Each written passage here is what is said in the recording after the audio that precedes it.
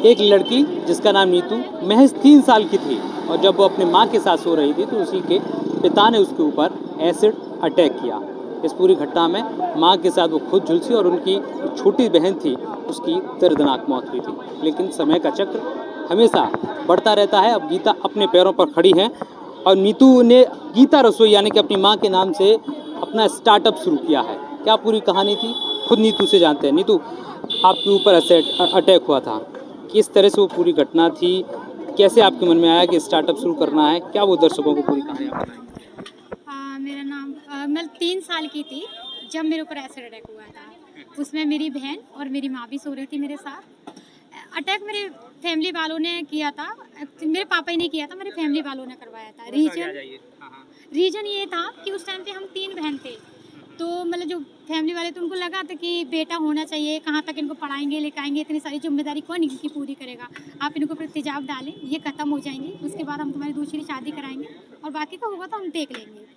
तो 1992 में रात में 1 बजे जाके मेरी नानी के यहाँ पे तेजाब डाला था। तो जो उसमें से मेरी छोटी बहन थी वो सर्वाइव नहीं कर पाई, वो एक महीने में ही ख़त्म हो गई थी और मैं और मेरी माँ सर्वाइव कर रहे हैं। आपके पिता ने अटैक किया था? जी।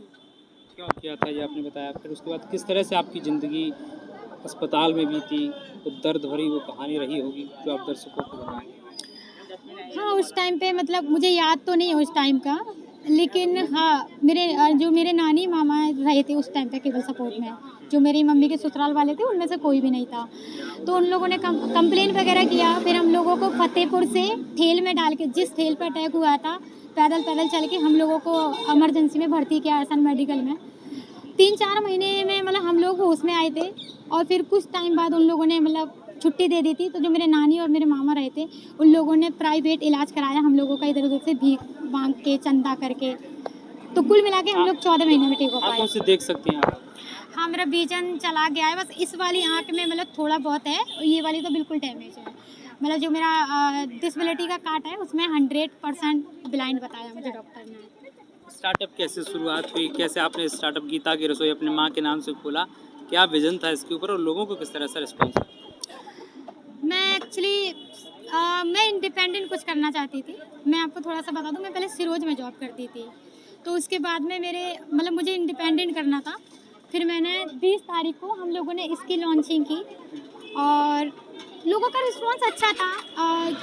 उन्होंने जो उद्घाटन में विधायक जी आए थे और जो मेडिकल के जो प्रिंसिपल थे वो आए थे। हाँ, तो लोगों का रिस्पांस मतलब सबका अच्छा था स्टार्टिंग में।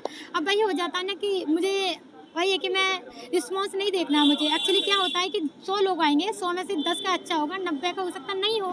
तो जो 10 लोगों की पॉजिटिव है थिंकिंग, मुझे उनके साथ जुड़ना है। पराठा बनाने में या फिर गर्मी के दौरान दिक्कत होती है? हाँ सर, जिंदगी है, इसमें उतराव चढ़ाव तो लगे ही रहेंगे। क्या कहना चाहेंगे उन लोगों के लिए, क्योंकि अभी भी देश में एसिड अटैक जैसी घटनाएं हो रही हैं, पूरी तरीके से नहीं रुकी हैं और आज भी लोगों को कहीं ना कहीं बेटे की चाह होती है, लड़कियों को उस हिसाब से नहीं देखा जाता। सर, मेरा मानना है कि जब तक हम लोगों के दिमाग से ये भेदभाव लड़की और लड़के वाला नहीं निकलेगी, क्योंकि मेरा मानना है ना तो लड़की धन दौलत लेके आती है ना लड़का लेके आता है। जो हमारी विचारधारा है ये गलत बनी हुई है और जब तक ये विचारधारा हम लोगों के दिमाग से नहीं निकलेगी जब तक हम कुछ नहीं कर पाएंगे। मेरा मानना है कि जो घटनाएं होती हैं, चाहे वो एसिड अटैक हो या वो रेप हो या कुछ भी हो या फिर डोमेस्टिक वायलेंस हो, हम लोगों का पहले मन में होता है। वो जब मन में आता है तो फिर हम उसको क्राइम को बाहर क्रिएट करते हैं। जब हमारे मन से निकल जाएगा तो शायद ये घटनाओं को हम रोक पाएंगे। न्यूज़ 18 का नीतू को सलाम कि उन्होंने अपने हौसलों की उड़ान अपनी इतनी बड़ी घटना के बाद भी उन्होंने हिम्मत नहीं आ रही और अपने खुद का स्टार्टअप गीता की रसोई शुरू किया है और अपने पैरों पर खड़ी हैं। लोग भी अब इनसे जुड़ रहे हैं और इनके हौसलों को सलाम कर रहे हैं। मैं हरिकांत शर्मा, न्यूज़ 18 आगरा।